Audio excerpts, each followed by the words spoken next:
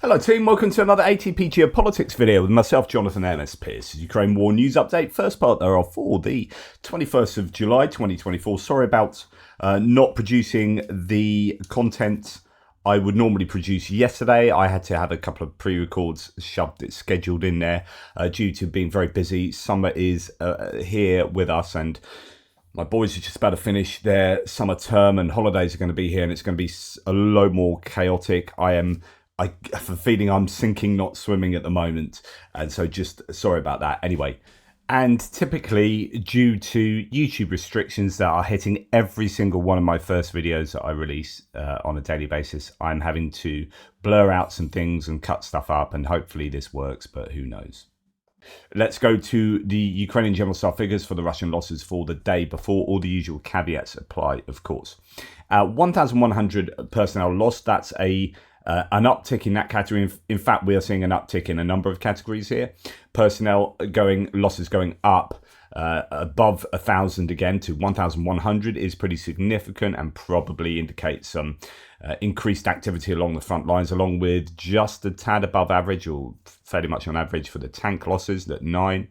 46 armored personnel vehicle losses is well over double the daily average. So that's really shot up. And 44 artillery systems has gone up from the 20 odd it was yesterday, almost doubled there, or if not doubled. So that is, I think, indicative of some increased activity, as mentioned, by the Russians in attacking along the front lines, I would have thought. 1 anti-aircraft warfare system, 68 vehicles and fuel tanks, and 9 pieces of special equipment. So fairly hefty day for Russian losses there. This is Andrew Perpetua's loss list effectively from yesterday now. So this is, yesterday afternoon. We're 21st now. That was 3:28 yesterday afternoon. So I expect another one to be out fairly soon, but this indicates that the Russians have lost a sort of 3-to-1 ratio of equipment to the Ukrainians, which is exactly what the Ukrainians would like. Let's have a look at the type of equipment that's been lost here, and we can see that the Ukrainians have lost an air defense system, which is not good news for them, although it's a slightly older one, 2S6 Tunguska. If we just go and check out what that is so you understand, this is a Soviet era piece. There you go. Soviet self-propelled anti-aircraft gun that combines both rapid-fire automatic cannon power and surface-to-air missile capability. And it is designed to provide day and night protection for infantry and tank regiments against low-flying aircraft, helicopters, cruise missiles, and in all weather conditions. System relies on a radar sensor for targeting and was adopted for service in the mid-1980s. So that is what the K22 Tunguska looks like. It's more of a Gepard type affair. But yeah, so that's what's on the list there. 2S6. I don't know the difference between those variants actually. So this could have a slightly different capability. 2S6, not even on there. Oh, I might have to look into that. Give me 2 ticks. Actually, that was straight in front of my face. It's just another designation for the 2K22, the 2S6. So I think, yes, it looks like. So that's what the GRAU index lists the Tunguska system as 2K22. A complete system or battery consists of 6 2S6 combat vehicles armed with the 9M311 triangle surface-to-air missile and 2 2A38 30mm cannon. So yeah, I think that's pretty much what it is. Okay, got some comms equipment, howitzer and a D30, another howitzer. Humvee, MTLB, Max Pro. That's your combat losses there. So 5 combat losses, combat asset losses. That's not too significant, and then civilian vehicles and whatnot. So when we look at the Russian losses, they've got an air defense system, a Tor M2, which is a more capable, more valuable system, I think, than the Tunguska. So bit of a, I guess if you're comparing the two, Ukrainians doing slightly better. Then with artillery, we've got a BM-27 and a BM-21 Grad, Uragan and Grad, so multiple MLRS, multiple launch rocket systems taken out. We've got a number of those are destroyed as well. a number of other ones destroyed and a number damaged, a couple of D-20 and D-30 howitzers and some older self-propelled ones as well. Then we come to the tanks. We've got 2/3 destroyed, and that includes track garden sheds, so T-62s and T-72 and another unknown one. When we have IFVs, we've got half of them damaged or destroyed, BMP 1s, 2s and 3s there. And when we come to APCs, 100% of them destroyed or abandoned. And MTLBs, BTR-80 and Tiger M. We come down to civilian vehicles and ATVs, almost all of them destroyed as opposed to damaged. A lot of quads, loafs, the Scooby-Doo vans, pickup trucks, cars, motorcycles, etc., etc. So I think the stats there are much more in favour of the Ukrainians. Another kind of day of significant losses across the categories. It's not that anything completely rare or super valuable, some massive radar system or air defense system being taken out, but just a pretty attritional day for the Russians there. And if that happens every day, then they will struggle to sustain those kind of losses and continue to attack the Ukrainians as they are. Tim White says Russia continues to hide the true number of war dead, even in its official state statistics on deaths, in which it claims numbers were lower than usual in 2022 and 2023. However, they cannot explain a huge rise in spending on cemeteries and new plots. This is referring to an article here in this is an MSN piece. I don't know what the original. It's not. Is it Daily Wrap? Anyway, Russia's grave investments, soaring cemetery expenditures amid the war. So Russians are investing in the expansion of cemeteries. Last year, almost 6 times more was spent on this purpose than 3 years ago. The independent Russian portal, the Moscow Times, cited this information from the official public procurement portal. Places are quickly running out. The soldiers are still dying on the front. Last year, Russian authorities allocated over $2.25 million to expand cemeteries. This is almost double the expenditure of 2022 and nearly 6 times that spent in 2020. Local governments have already spent 1.4 million euros on this purpose this year, from January to June. For comparison, in 2020, Russian regions spent 317,000, I presume that's euros, on expanding cemeteries, over 1.3 million euros in 2021 and 1.18 million euros in 2022. As the Moscow Times points out, the increase in expenditure was due to a broad-based cemetery renovation program aimed at modernizing and expanding existing infrastructure. Information from RMF24 indicates that if spending on cemetery expansion in 2018 and 19 were included, the total amount allocated for the purpose would be 1.3 million euros. So on and so forth. There have been lots of not open source analyses of these cemeteries, but there have been some ad hoc videos from Russians just seeing all of these newly dug graves with Russian flags and unit flags fluttering in the wind, and then Russians saying, goodness me, and this is still expanding, what's going on here? These are all basically all soldiers. So you put anecdotal evidence together with actual tangible financial evidence, and then all these other pieces of the jigsaw that I share with you every day, and things are tough for the Russians. There's no doubt about that. Now, Trentelenko, take what he says with a pinch of salt sometimes, but he often talks about Lanchester equations. These are, I'm not going to go into it, but these are equations to do with the Lanchester linear equation was to do with World War I. Lanchester square equation to do with World War II attritional losses, and how you can predict losses and how you can map them and kind of understand where you're at. So Trentelenko says, I'm really happy with the AFU's increasingly effective drone counter-air efforts, and a drone swarm like Milarova Air Base near Rostov-on-Don underlines this improvement. So yesterday I talked about how, and we'll look at some of the satellite imagery coming out of the strikes here, how Milarova was struck yesterday. The AFU is learning, refining their tactics, weaponeering and targeting. This Milarova Air Base strike appears to have involved 24 or more one-way attack drones, propeller cruise missiles, effectively. That is about the right number, one drone per desired mean point of impact, DMPI. That is one drone impact point per Su-23 parking spot and one per fuel tank. These AFU improvements are something the escalation management and Russian strong crowds refuse to see. he says pointedly. Ukraine is getting better and Russia is getting worse in terms of combat effectiveness as time goes on in this war. One of the realities of Lanchester's attrition model, and he shows it there, that's the, if you want to look at the mathematical equations, functions and whatnot, one of the realities of Lanchester's attrition model is the winning side gets more effective with cumulative experience and a losing side less due to attrition exceeding training or production. So this basically, it is a snowball effect. The collapse of the Japanese and German versus the Allied air power in World War II are classic examples of how Lanchester's elegant mathematical curve works in the real world. Lanchester's square law, that's it.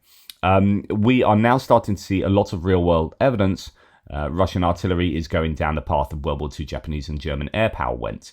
While Russia will never run out of artillery, it doesn't mean that Russia artillery at the end of the Russia-Ukrainian war will be as effective for the effort and cost expended as at the start. The Lanchester Square Law equation trend is not the Russian artillery's friend. In other words, yeah, you're not going to completely run out, but you'll become less and less effective to the point where you effectively become combat ineffective in a war that stretches the length of the front line that it does. And at some point, there is going to be a bit of an issue. I think that issue has already started for the Russians. And as long as the Ukrainians can continue to get the support from Western backers that they are, then their problem is merely in the domain of boots on the ground. Whereas for the Russians, we have boots on the ground plus equipment, and they aren't getting the support in equipment terms. Yes, some from North Korea, yes, some from Iran, but not in the same way that Ukraine is able to. They just need a lot more, the Ukrainians, and there are people who realize this, but still, I think we aren't giving enough as of yet. Anyway, Russian national ground-based air defense has already suffered a full Lanchester Square collapse of the World War II German and Japanese air power model. It's why the AFU Milarova Air Base one-way attack drone strike worked. This graph is wonderful. It's a wonderful way to show Russian manpower, Lanchester Square collapse in progress. This is basically what Dell does. This is Dell's graph on a daily basis, Russian personnel losses, with the steepness of the curve denoting, I presume with this graph as well, the greater losses they are taking. That curve is the total losses. Look at the time it took to reach the first 100,000 Russian losses. Now do that for 200,000, 300,000, 400,000 and 500,000. The next 100k happens faster the further right you go. So that gradient is generally, bit of a dip there, but generally it is increasing the further on into the war we are going. Even mainstream Western media like The Economist has noticed the Russian fighting vehicle losses have far exceeded production, and the Cold War Soviet reserves are starting to run out. It's the logistics that win wars. We've had 6 generations of Russian motor transport being destroyed in Ukraine, and we may have just crossed into the 7th. The Russian Air Force Russian Armed Forces, are using bicycles for motor transport in Ukraine. See the 2 bicycles in a video clip starting at 1 minute and 4, and it gives you a link there. Now, I wouldn't draw too much from that, but I would talk about motorbikes and golf buggies as being an important example of what he's saying. A Russian army animal labor dragging ammo boxes. I almost showed this to you the other day. Lots of people talking about this as being an example of how screwed up it is for the Russians at the moment, as people are dragging by hand and foot ammo boxes along the tracks. Russian army animal labor dragging ammo boxes on the ground has joined bicycles in the Russian army frontline supply distribution, replacing motor vehicles that cannot beat the AFU's the last 5-kilometer drone blockade. So drones are having a real effect on Russian logistics is the argument here. Western logistical intelligence has been incompetent throughout the Russo-Ukrainian war for a lot of deep institutional defect reasons involving university classism and senior intelligence patron-client reasons. Okay, we won't go into that. Of the two, the latter is far more serious and harder to beat. When the senior Western politicians want to be lied to and they fire senior intelligence officials who are telling them the truth, they will be lied to. They were lied to, I think. However, we have reached a point with logistical intelligence in Ukraine where the evidence kills the lies. Russian frontline troops eating nettle soup can't be explained by anything else but collapsing Russian motor transport. So yeah, there are people in the Russian military hierarchy that try and cover up these issues, but when you start getting videos out of the terrible conditions people are in, and we've seen this actually for a long time now, issues down in Creaky area where they just didn't have water and didn't have X, Y, and Z. You've got this is an interesting video to watch, full of expletives, but the guy saying we're getting by with boiling some of this horrible stew in a can that is just disgusting, and then if it wasn't for the ability to boil nettles that we're collecting around us, we'd be dead. Like, they're just getting by on like adding what crud they can find to nettle soup, and it's, I'm effed up as I'm effing shocked, etc., etc.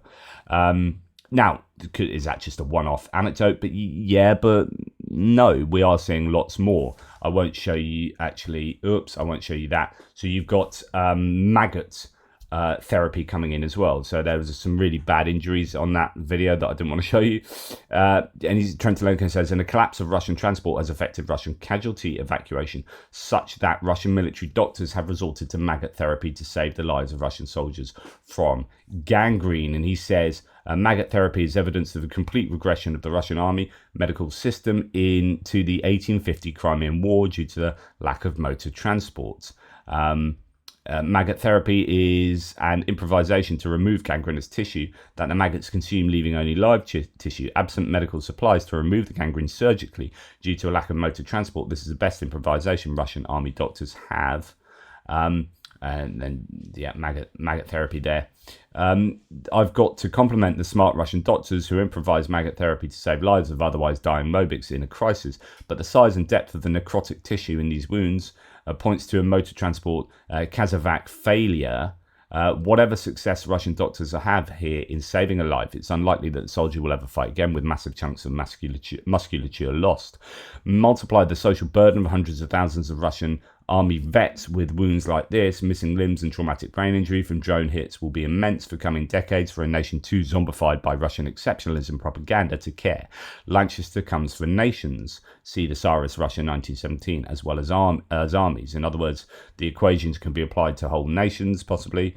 When you are talking about how the attritional losses of soldiers equate to human beings of a nation, and they are otherwise, men of working age, you're taking them out of the equation, etc., etc. The intellectual giants promoting escalation management do not care, since these are consequences of math. Maths from a dead UK math guy, maths, is meaningless to the infallible anointed. Watching senior intelligence guys scramble to save their jobs when Lancaster smiles will be popcorn. So he's pretty confident that you are seeing some real issues with the ramifications of attrition to the Russian armed forces, and the way that they are treating their injured, the way they are moving logistics around, so on and so forth. It's probably the right time to go through this, actually. So Yanis Kluger here says, when Russia started its full-scale invasion, it had three major resources: huge stocks of old weapons, poor and unemployed men, super solid finances. This has allowed Putin to fight a big war while keeping most Russians in their comfort zone.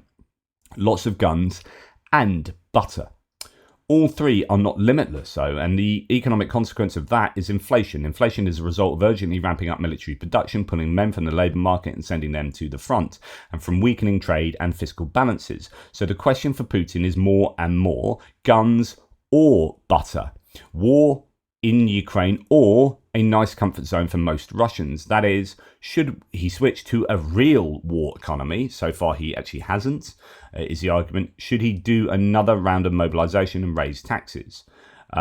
we are actually seeing all three and more and more. Even if the change is gradual, this means that the Russians will begin to feel the price of the war. How will Putin deal with it politically? Most likely with more of the same, more repression, more intense propaganda. Of course, Putin will not give up on his war just because the stocks of vehicles are dwindling, etc. But as a result, the war will transform Russia and affect the life of all Russians in an even more profound way than it has so far. And I was talking to you yesterday about, let's look at a couple of things I was going to speak to you later. So a quarter of Moscow's Il-76 planes failed due to low quality parts, according to Russian media.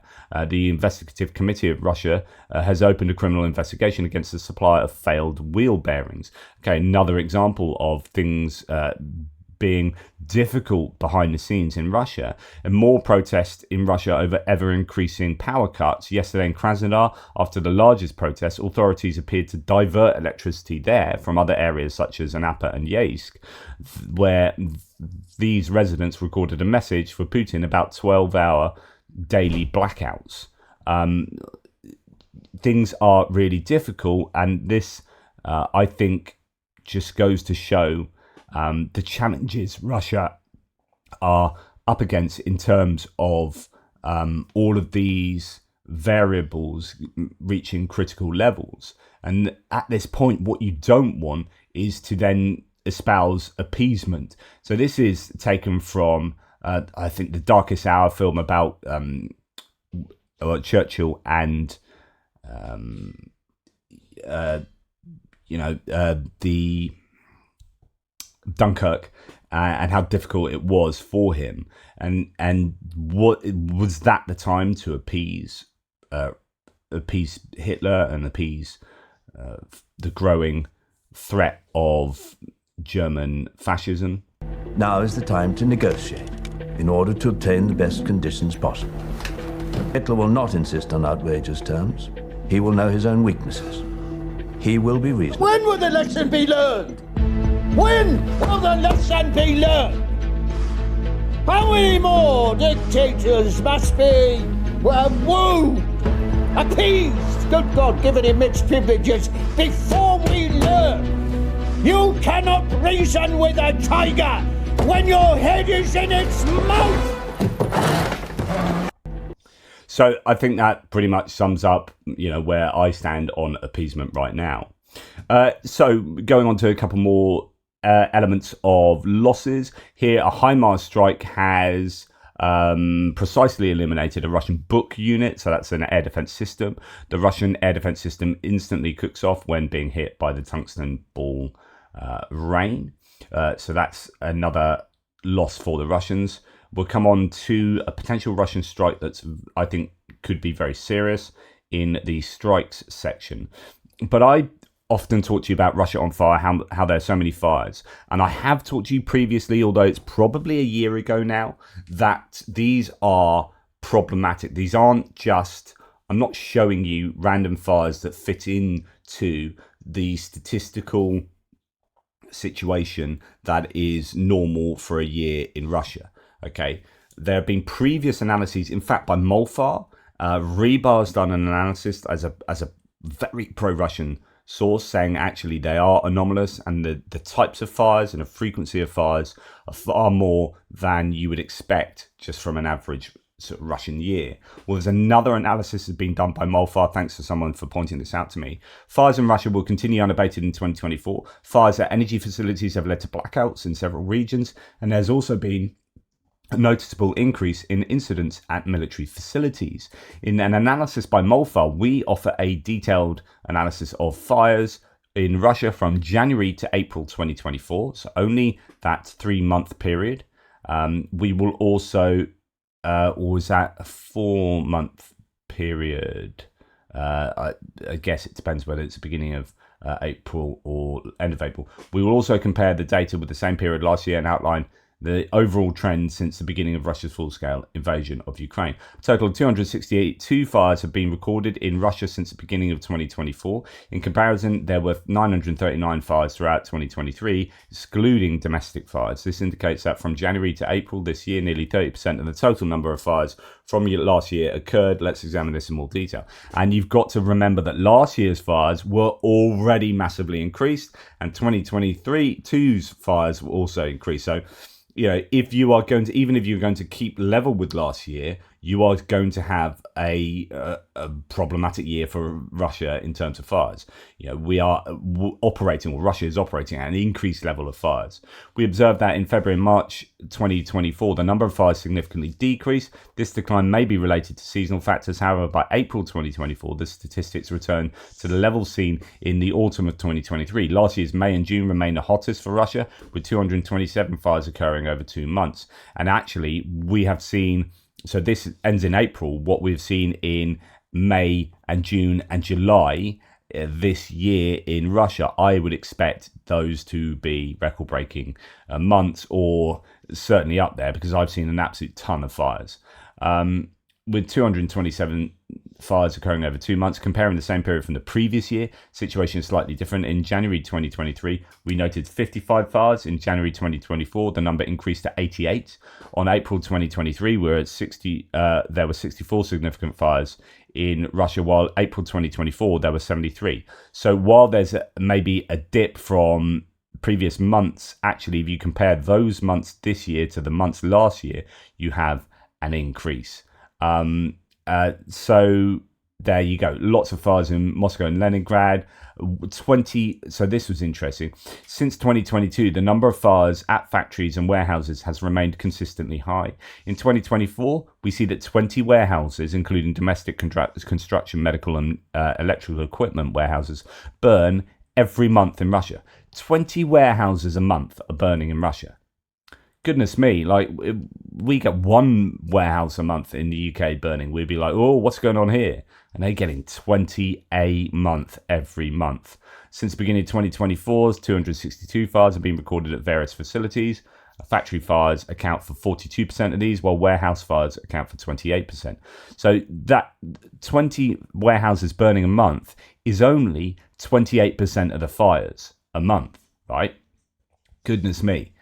They are getting, this is a pie chart. So you got factories having the largest segment. You've got storage facilities, warehouses, that would be. You've got malls, a lot of shopping malls burning, military factories and energy facilities, logistics facilities and oil factories coming into that as well.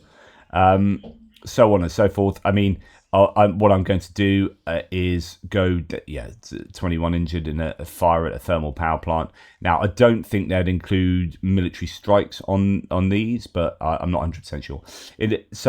So the conclusion is, since the beginning of 2024, 262 fires have been recorded. Fires at energy facilities have caused blackouts in several regions of Russia. Most fire incidents occurred in the Moscow and Leningrad regions, with over 20 warehouses burning monthly. These regions seem to have been the most significant fire safety problems. Additionally, we observe the Russian authorities are increasingly silent about fires.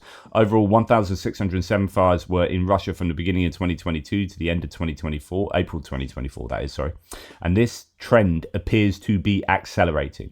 So this is a trend that has accelerated since 2022 and is accelerating more so as time goes on, is the conclusion. Right. Anyway, moving on to distant strikes. A pretty heavy night for the Ukrainians last night. There was a massive drone attack, 35 drones, and then some ballistic missiles as well that were not shot down. So 3 ballistic Iskander-M missiles and 2 Kh-59 guided missiles were not stopped. So 5 missiles got through, and I think some of the where have we got them? Yeah, here it is. Sorry, out of order. Bang, out of order.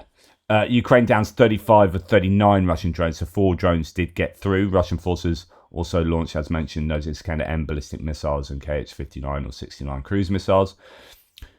So some challenges for the Ukrainians last night, although they did an exceptionally good job of shooting down the vast majority of those Shahed attack drones. Now, here is something I've only seen on Tim White's feed, and I've seen no confirmation of this elsewhere. Breaking, Russia's just released a video claiming big hits on Ukraine's army. It would explain where the Iskander missiles landed, as the Kremlin says that 2 trains with Ukraine's military and equipment were hit in Donetsk. They claim 240 soldiers were killed. I find it incredibly unlikely that you would hit a train at night and kill 240 soldiers. They'd just be sitting at a stopped train. Could be the case, but I doubt it.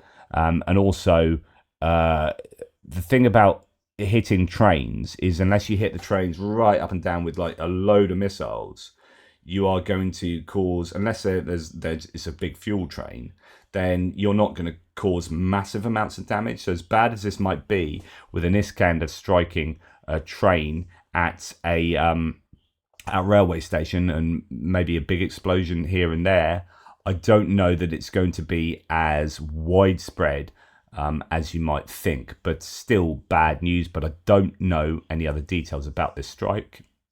No one else. When you do, Iskander train searches on, say, Twitter at the moment, it comes up with the one from June, at the end of June. Just see if there's any more in the latest. Tim White's one, and then it goes back to the strike in Kharkiv region, and I'm wondering whether that's the same footage, but nocturnal of this. I don't know. I haven't looked close enough, but there was a strike within the last month or so of, I think, a train with some T-62s on board. Just trying to see where that is. I'm sure it was T-62s on that train. But anyway, so we'll have to wait to see. That says Iris T, TRD. Train struck with Ukrainian equipment. Not sure how much stuff was taken out. But again, unless you're taking out the whole of the train, it can be difficult to I guess, well, it's difficult to destroy all of that equipment, right, without like 20 missiles or attack drones. Now, talking about the drones last night going into Ukraine, actually this is from the night before, the 19th of July into the 20th. I presume it's that way round. Shahid Tracker is a useful source to map these, and Exit, who I've interviewed previously on the channel, said, Shahid Tracker has a new map style and I'm loving it. Do take the time to read through. Every successful hit on this night was a high voltage substation. Okay, we are going to look at this, and remember, this isn't last night's strikes. And again, if there were 4 Shahid drones getting through last night, what did they hit? So here we have a map showing the overview of these Shahid drones and what they hit. A total of 16 Shahid and 1 unknown type of drone were launched from Kursk. A total of 12 Shahid and 1 unknown type of drone were claimed destroyed. 1 in Sumy, 1 unknown type in Kiev, so on and so forth. Approximate movement in the Sumy Oblast, the drone reached the Konotop district. In the Konotop district, a hit occurred on a high voltage substation.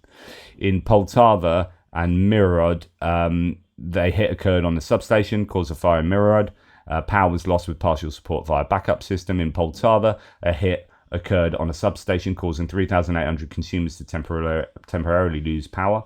In Chernihiv Oblast, a drone reached Nizhin. A hit occurred on a high voltage substation, caused consumers to temporarily lose power. And then in Kiev, one of the drones reached Kiev, an unknown type. It seems to have been a modified Zala. I don't know what it did there, but the point is that you are getting this attrition of the Ukrainian electricity grid.